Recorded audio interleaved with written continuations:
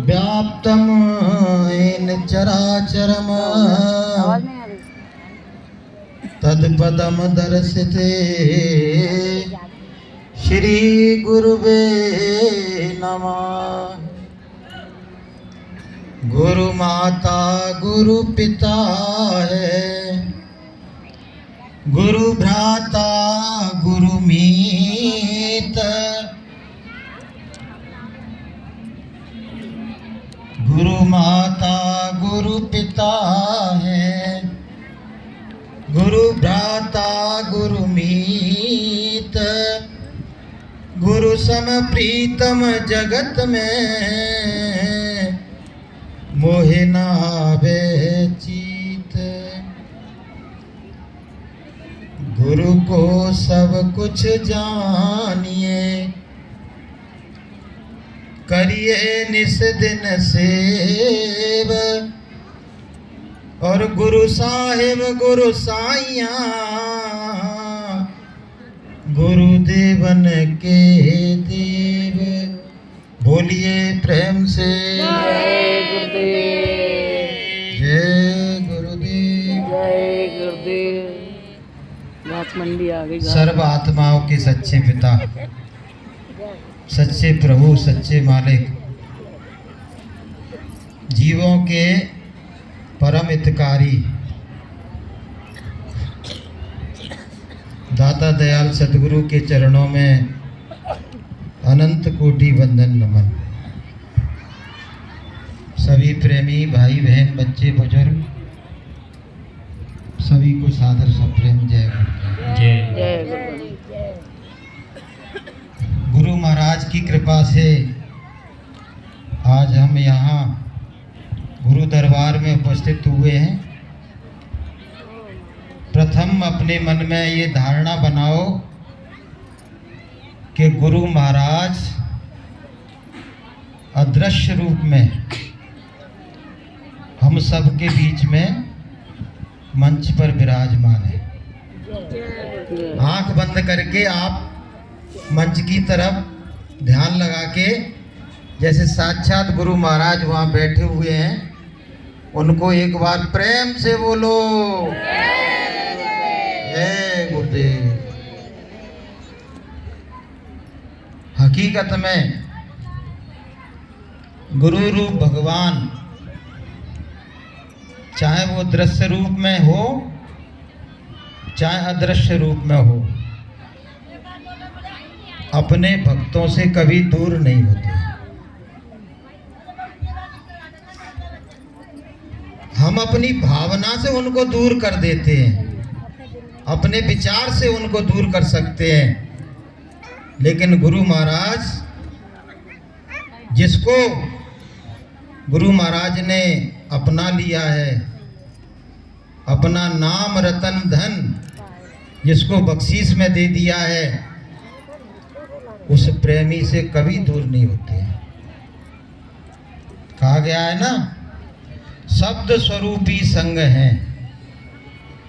गुरु महाराज का कौन सा रूप है? शब्द रूप। और शब्द की विशेषता क्या है? शब्द सारे ब्रह्मांड में गुंजायमान होता रहता है। शब्द, कहीं शब्द से पूरा संसार भरा हुआ है। शब्दे धरती, शब्दे आकाश, शब्दे शब्द भयो प्रकाश, शब्द के धारे सारे जंत, शब्द के धारे आकाश पाताल, सारी सृष्टि शब्द के पाछे। और वो शब्द कहाँ है कि नानक शब्द घटाघट बाजे। जिस शब्द ने करोड़ों खंडों ब्रह्मांडों को बनाया है। शब्द का मतलब समझते हो? ये बहनें बात कर रही है, तुम्हें क्या समझ में आएगा? दो वचन सुन लो, कुछ समझ में आएगा। शब्द का मतलब है परमात्मा के मुख से निकलने वाली आवाज, उसे शब्द कहते हैं। सारे ब्रह्मांडों को गुरु महाराज कहते हैं, जब मालिक की कुल मालिक की मौज हुई तो उसने एक बड़ी जोर की आवाज उसने निकाली, बड़ी जोर की आवाज, और वो आवाज से ही करोड़ों ब्रह्मांड बनते चले गए। करोड़ों ब्रह्मांड, सारी सृष्टि ब्रह्मांड शब्द ने ही बनाए। ईश्वर को शब्द ने बनाया है, ब्रह्म को शब्द ने बनाया है, पार ब्रह्म को शब्द ने बनाया है, महाकाल को शब्द ने बनाया है, और हम सबको भी कौन ने बनाया है? बोलो। शब्द ने ही बनाया है। और गुरु महाराज कौन है? शब्द स्वरूप। शब्द स्वरूपी। तो सबके मालिक कौन हुए? बोलो, बोलोगे तो अच्छा लगेगा। गुरु महाराज समझ में आ रहा है। तो सबके मालिक कौन हुए? गुरु महाराज सबके मालिक हुए। हम सबके मालिक गुरु महाराज हैं। ईश्वर के मालिक गुरु महाराज हैं, ब्रह्म के मालिक गुरु महाराज हैं, सबके मालिक गुरु महाराज हैं। और वो मालिक जिस दिन से हमने उनसे नाम लिया है, नाम की बख्शीश ली है, उस दिन से वो हमारे साथ है। बोलिए प्रेम से जय गुरुदेव। दुनिया की सबसे बड़ी हर्ष की बात है ये कि दुनिया का मालिक मेरे साथ हो लिया। कभी दूरी नहीं होता है कि शब्द स्वरूपी संग है और कभी न होते दूर, और धीरज रखियो चित्त में दिखेगा सतनूर। वो संग में है, परमात्मा हमारे साथ है। तो अब ये सिद्ध हो गया कि परमात्मा को ढूंढने के लिए हमें इस संसार में अन्यत्र जाने की जरूरत नहीं। जैसे सारा संसार भटक रहा है ना, परमात्मा को गुरु महाराज ने एक बार कहा कि बच्चों, लोगों को भ्रांति हो गई है। मथुरा वाले कह रहे हैं कि भगवान बनारस में बैठा है, काशी में बैठा है, और काशी वाले क्या कह रहे हैं? मथुरा में बैठा है। कि कोई दौड़े द्वारिका और कोई काशी जाए, और मूर्ख लोग जाने नहीं साहिब घटे ही माए। परमात्मा अंतर में बैठा है और हम क्या कर रहे हैं? उसको बाहर ढूंढ रहे हैं। और सबसे बड़ी विडंबना तो ये है कि गुरु का ज्ञान प्राप्त करने के बाद भी हम उसको अभी भी बाहर ढूंढ रहे हैं। तमाम सत्संगी अभी भी बाहर ढूंढ रहे हैं। किसी ने कहा तीर्थों में है भगवान, गाड़ी जा रही है, बोले चल रहे हो? 2x2 वीडियो कॉल जा रही है भैया। कहाँ जा रही है? भगवान का दर्शन करने के लिए। सच्चा सत्संगी तो कहेगा मुझे तो भगवान के दर्शन हो गए देह रूप में। जिन जिन ने गुरु महाराज के दर्शन किए हैं उनको साक्षात परमात्मा के दर्शन हो चुके हैं। बोलिए प्रेम से जय गुरुदेव। कोई तुमसे पूछे कि तुम्हारी आंखों ने कभी परमात्मा के दर्शन किए हैं तो तुम क्या कहोगे? बोलो, ये किए हैं।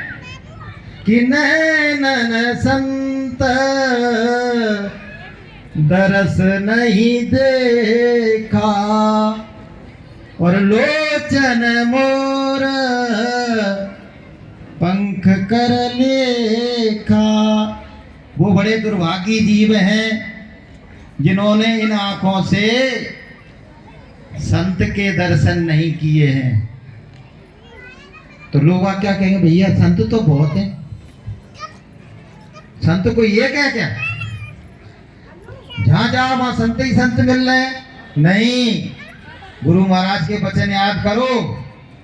दाढ़ी का नाम, भेष का नाम, स्वांग रचने का नाम संत नहीं है। संत किसको कहते हैं? जिसने सारे ब्रह्मांडों का आदि और अंत जान लिया है, वो है संत। कि हद तजे सो ओलिया, बेहद तजे सो पीर, और हद बेहद दोनों तजे ताको नाम फकीर। जिसने हद को, संसार की हद को और ब्रह्मांड की हद को जान लिया है, वो फकीर है, वही संत है। फकीर और संत में कोई अंतर नहीं है। तो इन आंखों से गुरु भगवान का हमने दर्शन किया तो अब हमारा कलंक मिट गया। नहीं तो क्या कहा है रामायण में कि मोर के पंखों पर जैसे वो आंख जैसी बनी, डिजाइन बनी रहती है ना आंखों जैसी, कि तुम्हारी आंखें मोर के पंख की तरह से हैं।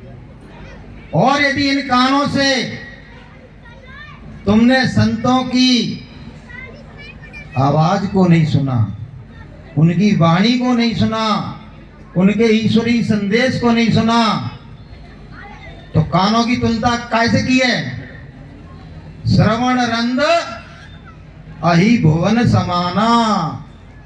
सांप के कान, सांप के बिल, जो कान होते हैं ना, तुम्हारे कान कैसे हो जाएंगे? सांप के कानों जैसे। अगर तुमने ध्यान से सत्संग नहीं सुना, ये सत्संग हमारा नहीं है, ये वचन हमारे नहीं है, बोले मास्टर जी आके बैठ गए, इनकी क्या सुनेंगे? ये तो हम जैसे ही है, इनको काहे को सुनेंगे? भैया हमको नहीं सुनो, और हम भी तुमको सुनाने नहीं आए हैं।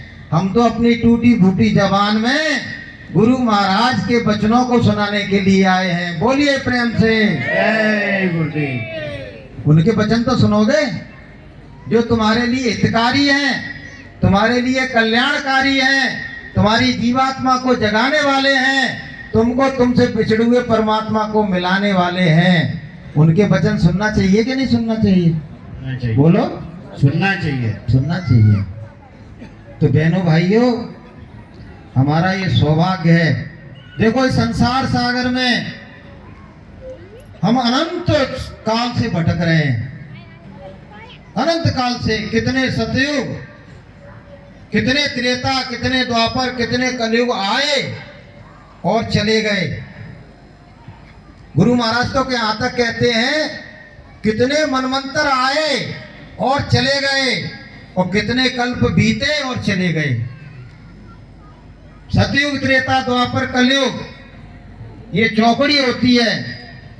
72 चौकड़ी, ऐसे बार बार ये गुजरते चले जाएं 72 बार, तो होता है एक मनवंतर, और 14 मनवंतर का एक कल्प होता है। और इस संसार सागर में कभी स्वर्ग में, कभी नरक में, कभी 84 में, कभी छोटे छोटे जीवों में, कभी पेड़ पौधों में, कभी जल के जीवों में, कभी वायु के जीवों में, हमको आत्म रूप में भटकते भटकते अनंत समय हो गया, अनंत समय हो गया। कि कई जन्म भय, इसको पकड़ दो जरा, डिस्टर्ब कर रही है। कीट पतंगा और कई जन्म गजमीन कुरंगा, कई जन्म पंछी सृप होइयो, और कई जन्म है वर वृख जोइयो, और मिलु जगदीश मिलन की बरिया, और चिरंकाल ये देह सवरिया। कई जन्म बीत गए और ये भी बीता जा रहा है। ये कौन सा कोई एक जगह रुका हुआ है तुम्हारा जीवन? बहुत बीती रही थोड़ी, सो वो भी जाने वाली है। ये जन्म भी तो खिसक रहा है, तुमको मालूम है तुम्हारी जिंदगी की डोर को दो चूहे रात दिन काटने में लगे हुए हैं। रात रूपी काला चूहा वो रात को काटता है और दिन रूपी सफेद चूहा वो दिन में काटता रहता है।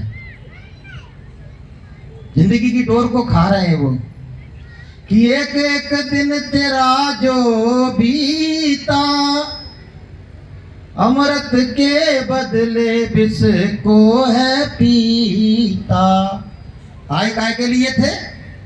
भगवान का भजन करने के लिए। वादा भी किया था कि अब प्रभु कृपा करो यही भांति और सब तज भजन करो दिन राती। वहाँ माँ के गर्भ में दादुर पक्षी की तरह से उल्टे टंगे थे। ऐसी बुरी स्थिति कि एक तरफ पेशाब की थैली और एक तरफ विष्ठा की थैली और दोनों के बीच में हमारा मुंह लटका हुआ था। तब कह रहे थे भगवान अब की बार बाहर निकाल दे। मैं वादा करता हूँ, मैं दृढ़ प्रतिज्ञा करता हूँ, मैं परमात्मा सौगंध खाता हूँ कि पूरा जीवन बाहर निकल के तेरे भजन में ही लगा दूंगा। वो वादा करके आए, वो वादा हमने पूरा किया क्या? बोलो बहनों भाइयों कि भूम गिरत जिम डाबर पानी और जिम जीवई माया लिपटानी। बाहर निकलते ही मैं और मेरी शुरू हो गई।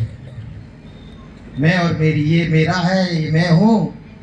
ये दुनिया के प्रपंच में, दुनिया के प्रलोभनों में कोई नेता बनने की तैयारी कर रहा है, कोई अभिनेता बनने की तैयारी कर रहा है, कोई पहलवान बनने की तैयारी कर रहा है, कोई पूंजीवान बनने की तैयारी कर रहा है, कोई धनवान बनने की तैयारी कर रहा है। लेकिन भगवान के भजन की कितने लोग तैयारी कर रहे हैं? बोलो, बहुत थोड़े से लोग जो भगवान का भजन करते हैं। जो भगवान का भजन गुरु प्रदत्त जुक्ति से प्रभु को पाने के लिए करते हैं, बहुत थोड़े लोग हैं दुनिया में। बल्कि ये समझ लो जैसे अकाल पड़ता है ना तो अन्न का एक एक दाना ढूंढे नहीं मिलता है। वर्तमान में ये स्थिति हो गई है कि साधक, योगी, सत्यवादी, ईमानवादी, चरित्रवादी, मानवतावादी, जिसमें इंसानियत है, जिसमें रहम है, जिसमें करुणा है, जिसमें प्रेम है, ऐसे लोगों का अकाल पड़ गया। अकाल पड़ा हुआ है। आपको 100 में, 1000 में, लाख में कोई एक मिल जाए ना तो बहुत बड़ी बात समझना। सारा संसार के प्रलोभों में उलझ गया है। लेकिन हमारा सौभाग्य यह है कि गुरु महाराज के वचनों ने हमको थोड़ा सा जगाया, थोड़ा सा चिताया कि चेत सवेरे बाबरे, हे इंसान तू चेत जा, तू जाग जा,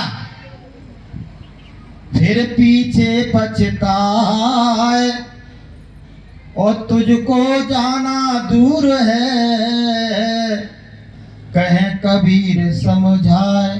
तुझको बहुत दूर जाना है। तेरा ये घर नहीं है, तेरा ये वतन नहीं है, तेरा ये देश नहीं है, और तो और जो मेरा शरीर रूप है वो भी मेरा नहीं है। गुरु महाराज क्या कहते रहे? बच्चों ये किराए का मकान है, ये थोड़े दिन के लिए मिला है। तुम्हारे अनंतों जन्मों के संचित पुण्य कर्म जब इकट्ठे हुए तब जाके परमात्मा को, और हम याचना करते रहे परमात्मा से हर जीवन में हमने याचना की कि हम परमात्मा हमको इंसान बना दे, कि जीव चराचर याचक ते ही और नर समान कबनऊ नहीं गई। याचना करते रहे तो भगवान को हम पर दया आ गई कि बहुत समय से इंसान बनने के लिए विनती कर रहा है, प्रार्थना कर रहा है, चलो अब की बार तुझको इंसान बनाए देते हैं। तो ये हमको ये मानव तन मिला है, ये परमात्मा की कृपा से मिला है। ये रामायण कह रही है कि कबहु तो कर करुणा नर देही और देत ईश बिन हेत सनेही। भगवान ने करुणा करके हमको एक अवसर दिया, एक मौका दिया। काहे के लिए? ये जन्म जरा मृत्यु के बंधनों से छुटकारा पाने के लिए एक अवसर दिया है। मनुष्य जीवन एक मौका है भवसागर पार जाने की। मानव देह एक नौका है। ये नौका है। क्यों नौका है? कि परमात्मा ने 84 लाख योनियां बनाई और गुरु महाराज कहते हैं 33 करोड़ देवता, 9 करोड़ दुर्गा, 10 करोड़ शंभु। गुरु महाराज के वचन है। इनको बनाया। इनमें से ओनली वन, केवल मनुष्य को जीवन मुक्ति का अधिकार दिया और किसी को अधिकार ही नहीं, और किसी योनि में अधिकार ही नहीं है। इसलिए तो नानक जी ने कहा कि इस पौड़ी से जो कोई चूके ते सिर धुन धुन पछताइए। मन पछताइए अवसर बीते, का वर्षा जब कृषि सुखानी और समय चूक फिर का पछतानी। फिर पछताने से क्या होगा? जो समय हाथ से निकल जाएगा, और समय काहे में निकल रहा है? उन भोगों की लालसा में, जिनको भोगते भोगते अनंत युग बीत गया। उन भोगों को भोगने में हम अपना मानव देह का समय बर्बाद कर रहे हैं। तो गोसाई महाराज क्या कह रहे हैं कि कर्णधार सतगुरु दृढ़ नावा और दुर्लभ साज सुगम कर पावा। ये दुर्लभ देह, मानव देह हमारे लिए आज सुलभ है, आज हमारे लिए है। हम इसमें विद्यमान हैं। चाहे तो हम भगवान का भजन करके सर्वदा के लिए सर्व दुखों से मुक्ति प्राप्त कर सकते हैं, गुरु की कृपा लेकर, और नहीं तो इस मनुष्य जीवन में जो थोड़ा सा समय हमको मिला है उसमें खोटे कर्म करके, नापाक कर्म करके, पाप कर्म करके हम ऐसी स्थिति को प्राप्त कर सकते हैं। गुरु महाराज कहते हैं कि नरकों में ऐसी पिटाई लग रही है, कहीं काटे जा रहे हैं, कहीं जलाए जा रहे हैं, कहीं सड़ाए जा रहे हैं, कहीं जलाए जा रहे हैं। वहां कौन जा रहा है? मनुष्य ही तो जा रहे हैं। जो खोटे कर्म कर रहे हैं वहां जा रहे हैं। कि ते परत्र दुख पावई, महान दुख जिसकी हम व्याख्या नहीं कर सकते हैं कि कैसा दुख मिलता है, ऐसा दुख वहां मिलता है। और सिर धुन धुन पछताए और कालई कर्मई ईश्वरई मिथ्या दोष लगाए। काल को, कर्म को, अपने कर्मों को कोसते हैं कि अगर मैंने ये खोटे कर्म नहीं किए होते, चोरी नहीं की होती, मैंने ये अनाचार पापाचार नहीं किया होता, कत्ल हत्या नहीं की होती, मैंने अंडा मांस शराब नहीं खाया पिया होता, तो आज मेरी ये दुर्गति नहीं होती। वहाँ पछताना पड़ता है, सिर धुंधल के पछताना पड़ता है। इसलिए गुरु महाराज सावधान कर रहे हैं कि सुन खगपति यस समुझ प्रसंगा, और बुध नहीं करही अधम कर संगा। सज्जन लोगों को, भक्त लोगों को